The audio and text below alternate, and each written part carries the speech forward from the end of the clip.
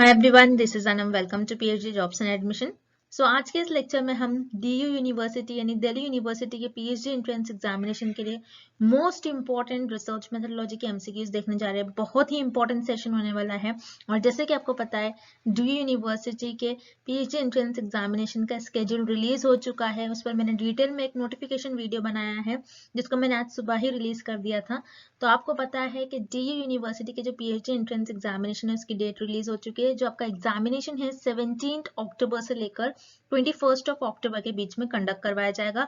3 shifts में 3 slots में आपका एग्जामिनेशन कंडक्ट करवाया जाएगा। ठीक है, तो जिसमें आपका पेपर 1 जो है ये रिसर्च मेथोडोलॉजी होता है। तो जैसे कि आप स्क्रीन पर देख सकते हो, रिसर्च मेथोडोलॉजी पर हम आपको कंप्लीट कोर्स प्रोवाइड कर रहे हैं, जिसमें video lectures, notes, mock test और रिवीजन पीडीएफ आपको देखने मिलेगा। तो ये सारा जो कंटेंट है आपको 2 लैंग्वेजेस में हम प्रोवाइड करते हैं, Hindi as well as in English. तो आपको बायलिंगुअल लैंग्वेज में हमारा एक कोर्स देखने मिलता है। देन उसके बाद मैं आपको बता दूं, 100% गारंटी है। यहाँ पर हम हमारे कोर्स की 100% आपको पासिंग गारंटी देते हैं। यानी हम आपको इतना प्रिपेयर करवा देते हैं कि आप एटलीस्ट पासिंग मार्क्स तक मार्क्स स्कोर कर सको। तो याद रखिएगा, सब कुछ हम आपको यहाँ पर प्रोवाइड कर रहे हैं विद अ मिनिमम प्राइस। तो आपको ज्यादा से ज्यादा जल्द से जल्द आपको प्रिपरेशंस को स्टार्ट करना है। उसके लिए आपको कोर्स को परचेस करना होगा, जिसमें यहाँ पर आप देख सकते हो स्क्रीन पर जो हमारा नंबर नजर आ रहा है, इस नंबर पर आपको व्हाट्सएप के थ्रू ही हमें कॉन्टैक्ट करना है, या फिर आप हमारे ऐप के थ्रू भी स्टडी मटेरियल को एक्सेस कर सकते हो, जिसके लिए लिंक मैंने आपके साथ नीचे comment section as well as description box में भी शेयर कर रखा है।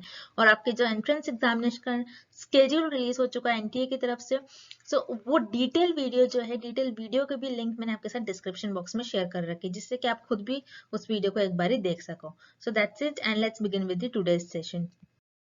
तो एक बार ये एमसीक्यू स्टार्ट करने से पहले मैं आपको अच्छे तरीके से हमारे कंटेंट जो हम आपको प्रोवाइड करते हैं, जो स्टडी मटेरियल हम आपको प्रोवाइड करते हैं, उसके बारे में एक बार मैं आपको फटाक से बता दूं कि हमारे इस कोर्स में हम आपको video lectures, mock test, notes provide करते हैं और 1500 प्लस एमसीक्यूज, रिविजन पीडीएफ। ये सारा जो कंटेंट आप देख रहे हो स्क्रीन पर, ये आपको एक ही जगह मिलेगा।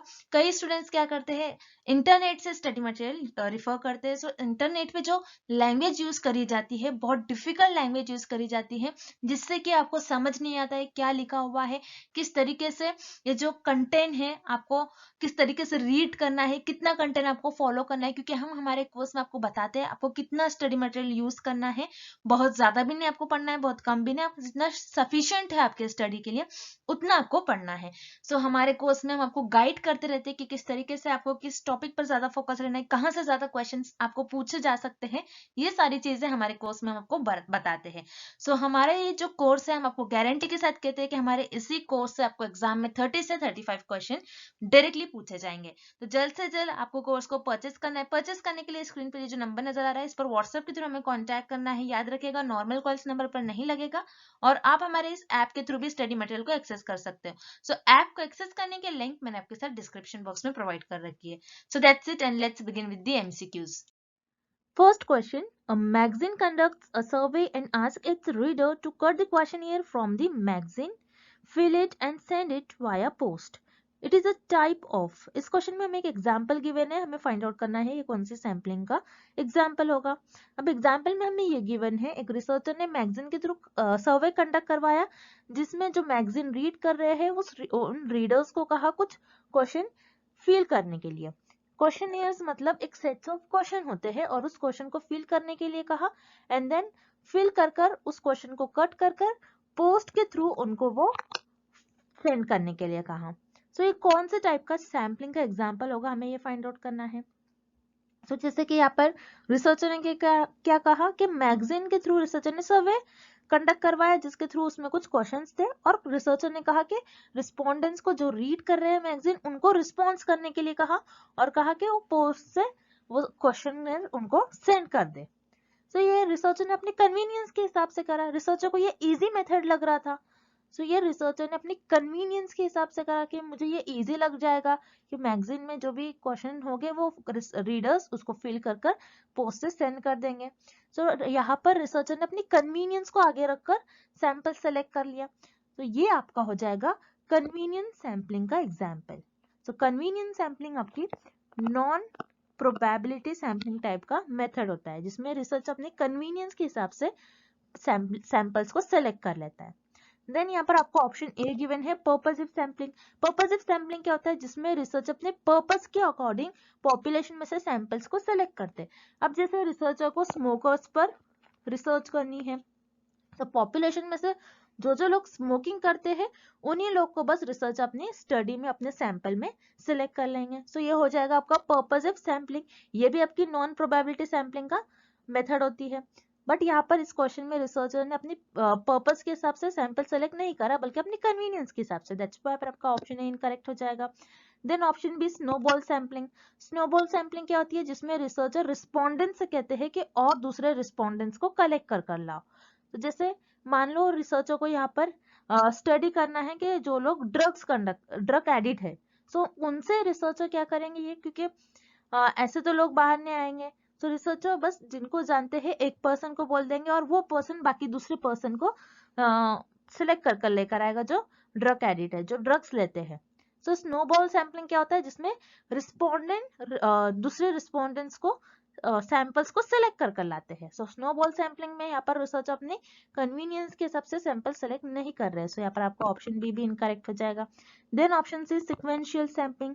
सिक्वेंशियल सैम्पलिंग ये भी आपकी नॉन प्रोबेबिलिटी सैम्पलिंग टाइप का मेथड होती है, जिसमें रिसर्चर एक पर्टिकुलर कोई ग्रुप्स पर स्टडी करते हैं और उस ग्रुप्स पे रिसर्चर स्टडी करते हैं कुछ इंटरवल्स पर, और उस ग्रुप्स के जिस पर रिसर्च कर रहे हैं उसको एनालाइज करते हैं।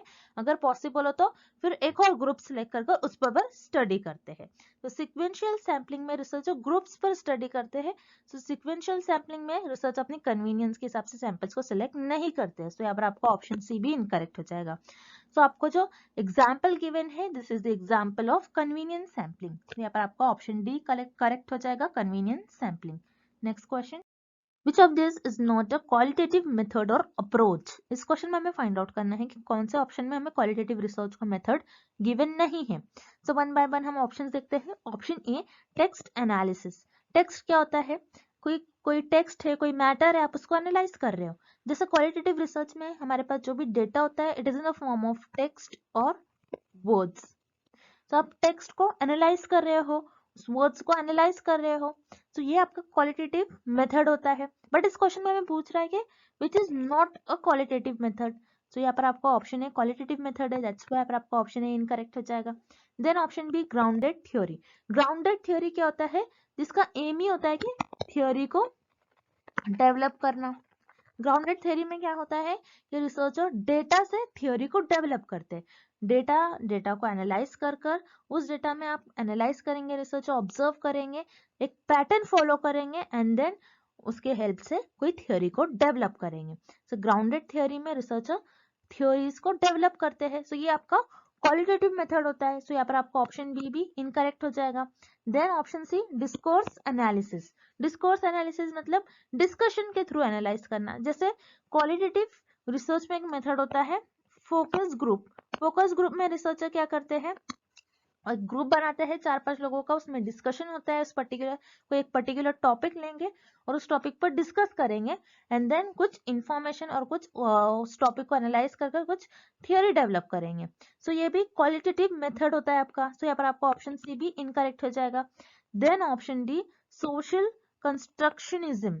सोशल कंस्ट्रक्शनिज्म ये आपके सोशियोलॉजी में आता है। ये सोशियोलॉजी की स्टडी का एक पार्ट होता है। सोशल मतलब जब भी आप सोशल कोई वर्ड देखते हो it is related with society. Social word society से रिलेटेड है। एंड कंस्ट्रक्शनिज्म का मतलब क्या होता है, जैसे आप अपनी सोच बना लेते हो, ये कोई नेचुरल वे से नहीं आती है, आप खुद ही बना लेते हो एक सोच के। कोई पर्सन है, आप कोई पर्सन के बारे में सोच लेते हो कि वो ऐसा ही है, तो आपने कुछ स्ट्रक्चर बना लिया उसके बारे में, आपने आपके दिमाग में ये बिठा लिया कि वो पर्सन ऐसा ही होगा। जैसे मान लो क्लास में एक स्टूडेंट है जो बहुत ब्रिलियंट स्टूडेंट है, बहुत इंटेलिजेंट है, तो कैसे वो स्टूडेंट इंटेलिजेंट बना, सबने उसको कहा कि वो पर्सन बहुत इंटेलिजेंट है, वो स्टूडेंट बहुत इंटेलिजेंट है। मतलब आप बना लेते हो, आप एक दिमाग में सोच बना लेते हो, आप एक स्ट्रक्चर बना लेते हो। सोशल कंस्ट्रक्शनिज्म ये आपके सोशियोलॉजी में आता है। सोशल मतलब सोसाइटी से रिलेटेड एंड कंस्ट्रक्शनिज्म मतलब आप लोगों के बारे में पहले से ही सोच लेते हो कि वो ऐसा ही होगा, आप दिमाग में पहले से ही सोच लेते हो। ये कोई नेचुरल वे से नहीं आता है, ये लोगों के थ्रू आता है। तो सोशल कंस्ट्रक्शनिज्म या फिर क्वालिटेटिव रिसर्च का मेथड नहीं होता है, बल्कि ये सोशियोलॉजी का पार्ट होता है। तो यहाँ पर आपका ऑप्शन डी करेक्ट हो जाएगा, social constructionism. Next, any numerical value calculated from sample data is called। इस क्वेश्चन में हमें फाइंड आउट करना है कि ऐसे न्यूमेरिकल वैल्यू जिसको आप सैंपल के डेटा से कैलकुलेट करते हो, सो उसे हम क्या कहते हैं। तो ऐसे न्यूमेरिकल वैल्यू जो आप सैंपल से कलेक्ट करते हो और कैलकुलेट करते हो सैंपल्स के डेटा से, उसे हम कहते हैं स्टैटिस्टिक। स्टैटिस्टिक क्या होती है? स्टैटिस्टिक में यूजुअली न्यूमेरिकल वैल्यू होती है जो सैंपल्स को डिस्क्राइब करते हैं। जैसे आपने सैंपल का हाइट मेजर किया, वेट मेजर किया, सो उसमें सारी न्यूमेरिकल्स वैल्यू आ रहे हैं, सो इसे हम कहते हैं स्टैटिस्टिक। सो यहाँ पर आपका ऑप्शन बी करेक्ट हो जाएगा, स्टैटिस्टिक। एरर क्या होता है? कोई मिस्टेक, आपके डेटा में कोई मिस्टेक हो उसे हम कहते हैं एरर। सो यहाँ पर कोई मिस्टेक नहीं है, सो यहाँ पर आपका ऑप्शन ए इनकरेक्ट हो जाएगा। देन ऑप्शन सी बायस, यहाँ पर बायस मतलब झुकाव, यहाँ पर कोई झुकाव की बात नहीं हो रही है, सो यहाँ पर आपका ऑप्शन सी इनकरेक्ट हो जाएगा। मीन मतलब एवरेज, यहाँ पर कोई एवरेज की वैल्यू नहीं हो रही है यहाँ पर, बल्कि न्यूमेरिकल वैल्यू ऐसी हो रही है जिसको आप सैंपल्स के डेटा को आप कैलकुलेट करते हो, सो वो होता है आपका स्टैटिस्टिक, ना कि मीन। सो यहाँ पर आपका ऑप्शन भी करेक्ट हो जाएगा, statistic. Next, construct is a combination of. इस क्वेश्चन में हमें फाइंड आउट करना है कि कंस्ट्रक्ट किस ऑप्शन का कॉम्बिनेशन होता है। तो construct is a combination of concept. आपका जो कंस्ट्रक्ट होता है ये कॉन्सेप्ट का कॉम्बिनेशन होता है। अब कंस्ट्रक्ट और कॉम्बिनेशन क्या होता है हम देखते हैं। तो कंस्ट्रक्ट क्या होता है? कंस्ट्रक्ट एक ब्रॉड टॉपिक होता है फॉर अ स्टडी, और कंस्ट्रक्ट जो होता है आपका, ये आपके थ्योरेटिकल टर्म में मीनिंग बताता है जिसको आप डायरेक्टली मेजर और ऑब्जर्व नहीं कर सकते। जैसे किसी का आईक्यू लेवल, किसी का इंटेलिजेंस लेवल, किसी की लाइफ का सेटिस्फेक्शन लेवल, कि आप लाइफ में कितने सेटिस्फाइड, अपनी लाइफ से आप कितने सेटिस्फाइड हो, ओके। और किसी के कम्युनिकेशन स्किल, वो कैसे लोगों से कम्युनिकेट करता है। तो ये सारा आपका कंस्ट्रक्ट में आ जाएंगे जिसको आप डायरेक्टली मेजर नहीं कर सकते, आप इसको इनडायरेक्टली मेजर करोगे। जैसे किसी का वेट है, आप उसको डायरेक्टली मेजर कर सकते हो, लेकिन किसी की कम्युनिकेशन स्किल है, आप उसको डायरेक्टली मेजर नहीं कर सकते हो। देन कंस्ट्रक्ट होता है जिसको आप डायरेक्टली मेजर नहीं कर सकते हो। वेयरएज कॉन्सेप्ट, कॉन्सेप्ट क्या होता है? जो आइडियाज बताए, आइडियाज से रिलेटेड हो, जो किसी के कैरेक्टरिस्टिक, किसी के फीचर्स से रिलेटेड हो। अब जैसे मैंने यहाँ पर आपको कंस्ट्रक्ट का एग्जांपल दिया था, कम्युनिकेशन स्किल। कम्युनिकेशन स्किल मतलब आप लोगों से कैसे कम्युनिकेट कर रहे हो, आप कैसे बात कर रहे हो। उसी तरीके से कॉन्सेप्ट में कैरेक्टरिस्टिक आते हैं। सो कैरेक्टरिस्टिक क्या हो गए कम्युनिकेशन के, क्या आप किस तरीके से बात कर रहे हो, आपका स्पेलिंग, आपकी वोकैबुलरी, आपका प्रोनाउंसिएशन, आप कैसे चॉइस ऑफ वर्ड्स यूज कर रहे हो while talking to someone, okay. आप ग्रुप में बैठे हो, किसी के साथ ग्रुप डिस्कशन हो रहा है, तो आप किस तरीके से कम्युनिकेट कर रहे हो, आप कैसे चॉइस, आपके वर्ड्स कैसे यूज कर रहे हो, आपका प्रोनाउंसिएशन कैसा है, आपकी वोकैबुलरी कैसी है। सो ये आपके फीचर्स है, तो ये आपके कॉन्सेप्ट में आ जाएगा। और आपका जो कम्युनिकेशन स्किल है, ये सारी चीजों को मिलाकर आपका कम्युनिकेशन स्किल बनता है, ये आपका कंस्ट्रक्ट में आ जाएगा। सो कंस्ट्रक्ट जो होता है, it is a combination of concept. So यहाँ पर आपका ऑप्शन डी करेक्ट हो जाएगा। Then option A variables. Variables क्या होते हैं? जो हर बार वेरी करते हैं। So construct is a combination of variable, ये आंसर तो हो ही नहीं सकता, सो यहाँ पर आपका ऑप्शन ए इनकरेक्ट हो जाएगा। Then option B hypothesis. Hypothesis क्या होता है? हाइपोथेसिस एक टेंटेटिव स्टेटमेंट होता है जो रिसर्चर के अजम्पशंस और गेसेस पर बेस्ड होता है। तो हाइपोथेसिस ये आपका कंस्ट्रक्ट का कॉम्बिनेशन नहीं होगा, सो यहाँ पर आपका ऑप्शन बी इनकरेक्ट हो जाएगा। Then option C control factors. Control factors ये आपका एक्सपेरिमेंटल रिसर्च का पार्ट होता है जिसमें आप वेरिएबल्स को कंट्रोल करने की कोशिश करते हैं, सो ये आपका एक्सपेरिमेंटल रिसर्च का पार्ट होगा। सो यहाँ पर ऑब्वियसली आपका यहाँ पर ऑप्शन सी इनकरेक्ट हो जाएगा, तो यहाँ पर आपका ऑप्शन डी करेक्ट हो जाएगा। Construct is a combination of concept. Next, through data triangulation method, a researcher can enhance his or her studies। इस क्वेश्चन में हमें फाइंड आउट करना है कि डेटा ट्रायंगुलेशन मेथड के थ्रू रिसर्चर अपनी स्टडीज को कैसे इनहेंस कर सकते हैं, थ्रू पॉपुलैरिटी या फिर वैलिडिटी, एक्सेसिबिलिटी या फिर रीडेबिलिटी, हमें ये फाइंड आउट करना है। सो आपको पहले ये पता होना चाहिए कि डेटा ट्रायंगुलेशन मेथड होता क्या है। तो डेटा ट्रायंगुलेशन मेथड वो मेथड होता है जिसमें रिसर्चर डिफरेंट मेथड्स यूज करके देखते हैं कि उनके रिजल्ट सेम आ रहे हैं या फिर नहीं। जैसे इस डायग्राम में आपको देखना है, रिसर्चर ने पहले एक मेथड यूज करा और ये देखा कि उनका कुछ रिजल्ट आ रहा है XYZ, ओके। देन रिसर्चर ने दूसरा मेथड यूज करा, दूसरा मेथड यूज करके रिसर्चर ने देखा कि उनका यही रिजल्ट आ रहा है, सेम रिजल्ट आ रहा है। दैट मीन्स रिसर्चर ऐसे डिफरेंट डिफरेंट मेथड यूज करेंगे और देखेंगे कि उनके रिजल्ट सेम आ रहे हैं या फिर नहीं आ रहे। अगर रिजल्ट सेम आ रहे हैं दैट मीन्स उनकी जो स्टडी है वो वैलिड है। सो यहाँ पर आपका ऑप्शन बी करेक्ट हो जाएगा। देन ऑप्शन है पॉपुलैरिटी। तो डेटा ट्रायंगुलेशन मेथड के थ्रू रिसर्च अपनी स्टडी की पॉपुलैरिटी ने बताते कि उनकी स्टडी जो है कितनी पॉपुलर होने वाली है। तो यहाँ पर आपका ऑप्शन ए इनकरेक्ट हो जाएगा। Then option C accessibility. Accessibility क्या होता है कि सब लोग के लिए क्या वो इंफॉर्मेशन, वो स्टडी के अवेलेबल है, इंफॉर्मेशन के अवेलेबल है, उसको कहते हैं हम एक्सेसिबिलिटी। इसलिए भी रिसर्चर डेटा ट्रायंगुलेशन मेथड का यूज नहीं करते। सो यहाँ पर आपका ऑप्शन सी इनकरेक्ट हो जाएगा। Then option D readability. Readability मतलब इजी टू रीड, कि वो सबके लिए इजी है रीड करने के लिए, इसके थ्रू भी researcher data triangulation method use करने ही करते हैं। सो यहाँ पर आपका ऑप्शन डी भी इनकरेक्ट हो जाएगा। तो रिसर्चर डेटा ट्रायंगुलेशन मेथड इसलिए यूज करते हैं ताकि उनके रिजल्ट जो उनकी स्टडी जो है वो वैलिड हो जाए। सो यहाँ पर आपका करेक्ट ऑप्शन हो जाएगा option B validity. Next, arrange the units of computer memory in ascending order, terabyte, kilobyte, gigabyte and megabyte.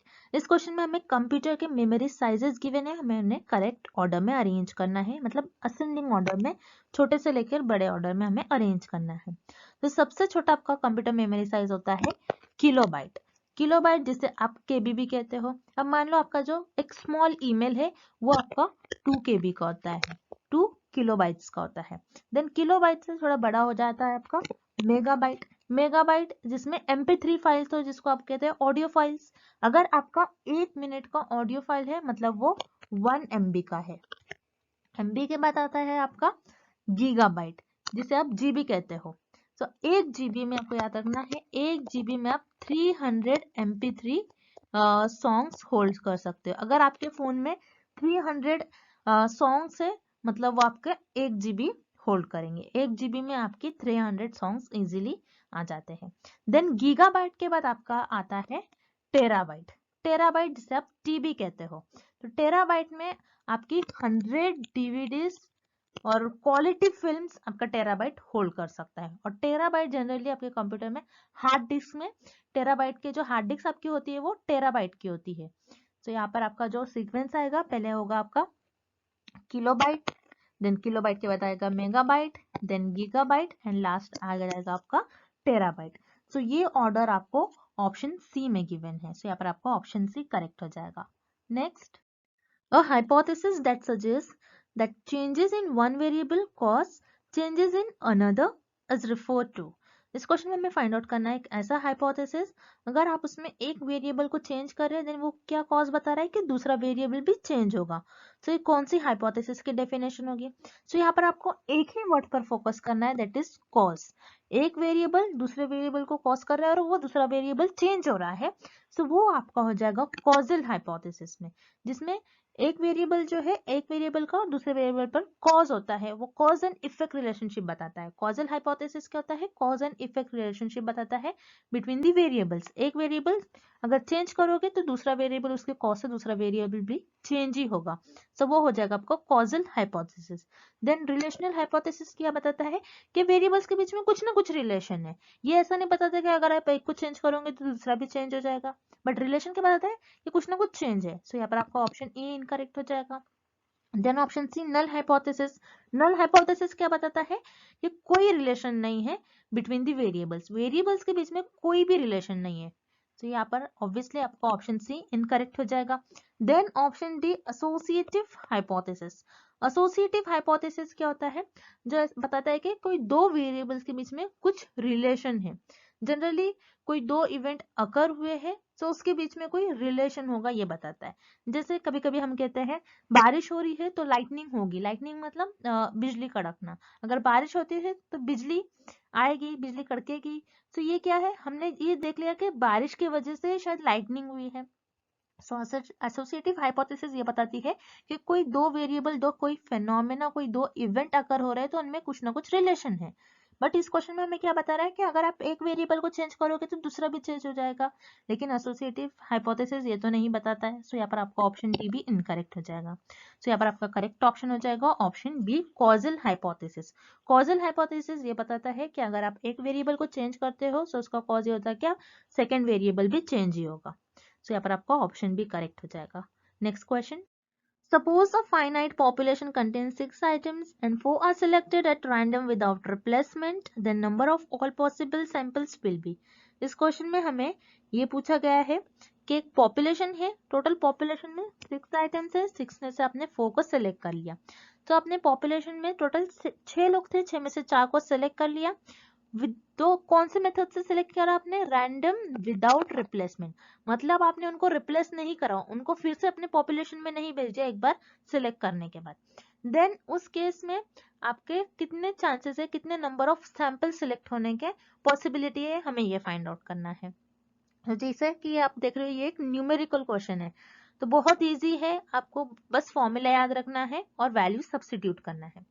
जैसे इस क्वेश्चन को सॉल्व करने के लिए आपको कुछ टर्म्स पता होना चाहिए। कैपिटल एन मतलब होता है पॉपुलेशन, पॉपुलेशन यहाँ पर आपकी टोटल पॉपुलेशन 6 है, तो कैपिटल एन की वैल्यू आपकी 6 हो जाएंगी। स्मॉल एन का मतलब होता है सैंपल, सैंपल यहाँ पर आपने 4 लोगों को सिलेक्ट कर लिया पूरे पॉपुलेशन में, मतलब आपकी स्मॉल एन की वैल्यू यहाँ पर हो जाएगी 4। अब इस केस में आपका फॉर्मूला होता है कैपिटल एन सी, सी का मतलब होता है चूज स्मॉल एन, मतलब आपके टोटल 6 लोग थे, 6 में से आपने चूज करा 4 को, तो 6C4 ऐसा हो जाएगा। तो इसका फॉर्मूला होता है 6 factorial upon 4 factorial into 6 minus 2 factorial, sorry 6 minus 4 factorial. Okay, तो ये हो जाएगा। इसके बाद 6 फैक्टोरियल को आप इस तरीके से लिख सकते हो, 6 into 5 into 4 into 3 into 2 into 1, then divided by 4 factorial को आप ऐसे लिख सकते हो 4 into 3 into 2 into 1 into 4, 6 minus 4 हो जाएगा आपका 2 फैक्टोरियल। देन यहाँ पर 4 3 2 1 और यहाँ पर से 4 3 2 1, ये सारे टर्म कैंसिल हो जाएंगे। अब आपका क्या रह गया, 6 इंटू 5 डिवाइडेड बाय 2 फैक्टोरियल को आप 2 इंटू 1 भी लिख सकते हो। अब 6 इंटू 5 आपका हो जाएगा 30 divided by 2, 2 1s are 2 1s and 2 5s are, तो यहाँ पर आपका हो जाएगा आंसर 15। तो आपका जो सैंपल सिलेक्ट होने का टोटल नंबर ऑफ सैंपल आपके कितनी पॉसिबल चांसेस होंगे, 15 चांसेस होंगे। तो यहाँ पर आपका करेक्ट ऑप्शन हो जाएगा option C 15। Next, for calculating rank order correlation which data type is most suitable। इस क्वेश्चन में हमें फाइंड आउट करना है, अगर आप रैंक ऑर्डर कोरिलेशन कैलकुलेट कर रहे हो तो आप कौन से स्केल ऑफ मेजरमेंट का यूज करोगे। तो आपको याद रखना है स्केल ऑफ मेजरमेंट के 4 टाइप्स होते हैं, nominal, ordinal, interval and ratio. So आपको इस नेम से याद रखना है, नॉयर ये आपका शॉर्ट फॉर्म है, इससे आप कभी भी नहीं भूलोगे। N for nominal, O for ordinal, I for interval and R for ratio. अब इस क्वेश्चन में हमें फाइंड आउट करना है कि रैंक ऑर्डर कोरिलेशन में आपकी जो क्वांटिटीज होती है, रैंक ऑर्डर कोरिलेशन में जो क्वांटिटीज होती है आप उनके रैंक के हिसाब से उनको अरेंज करते हो। अगर आप जो क्वांटिटीज है रैंक ऑर्डर कोरिलेशन में, अगर उनको क्वांटिटीज के हिसाब से आप उनको रैंक देकर उनको अरेंज कर रहे हो, तो ये कौन से केस में पॉसिबल होगा, कौन से स्केल ऑफ मेजरमेंट में पॉसिबल होगा, या तो ऑर्डिनल में, या तो इंटरवल में, या तो फिर रेशो में, ये 3 केस है। बट आपके पास क्वांटिटीज है, आपके पास कोई क्वांटिटी है, आप उस क्वांटिटी को रैंक दे रहे हो और उसके उस बेसिस पर आप उनको अरेंज कर रहे हो। सो ये सिर्फ और सिर्फ आप ऑर्डिनल में करते हो। ऑर्डिनल में हम क्या करते हैं, जो रैंक देते हैं, जिनको उनके क्वांटिटीज, उनके कैरेक्टरिस्टिक्स के बेसिस पर पहले कैटेगराइज करते हैं, फिर उनको रैंक देकर जो क्वांटिटीज है, रैंक ऑर्डर कोरिलेशन में जो भी उनकी क्वांटिटीज होंगी, आप उनकी रैंक के हिसाब से उनको अरेंज करते हो। तो ये सिर्फ और सिर्फ ऑर्डिनल स्केल ऑफ मेजरमेंट में पॉसिबल हो जाएगा। तो यहाँ पर आपका ऑप्शन सी करेक्ट हो जाएगा, ordinal scale of measurement. Next, probability of drawing a random sample of size n from a population of n units using SRSWOR is।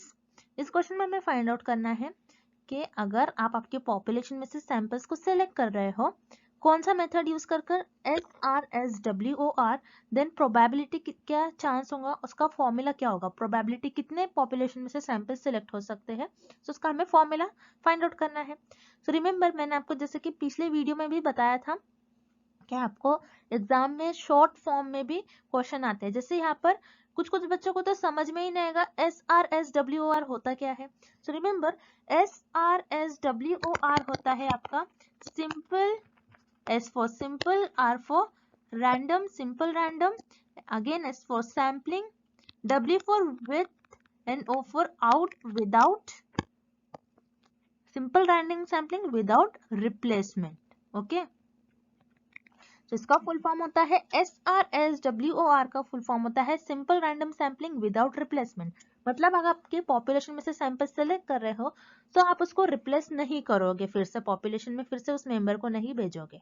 तो आपने ये मेथड यूज कर पॉपुलेशन में से सैंपल को सेलेक्ट कर लिया, तो उस केस में आप कौन सा फॉर्मूला यूज करोगे, तो आप फॉर्मूला यूज करते हो 1/, यहाँ पर पॉपुलेशन के लिए आप कभी भी आपको याद रखना है पॉपुलेशन के लिए आप कैपिटल N यूज करते हो, तो ये पॉपुलेशन है आपकी। देन C फॉर चूज, कि आप पॉपुलेशन में से कितने लोग को चूज कर रहे हैं, सो यहाँ पर आप पॉपुलेशन में से आप N मतलब N सैंपल चूज करोगे, सो ये फॉर्मूला आप यूज करते हो। प्रोबेबिलिटी मतलब चांस, कितना चांस होंगे कि पॉपुलेशन में से सैंपल सिलेक्ट होने के, सो कभी भी प्रोबेबिलिटी आता है तो 1/, आ जाता है। सो 1/ capital N C small n, तो ये आपका फॉर्मूला हो जाएगा। सो यहाँ पर आपका करेक्ट ऑप्शन हो जाएगा option C. And thank you for watching this video. I hope this lecture is helpful for you all and good luck with your preparations.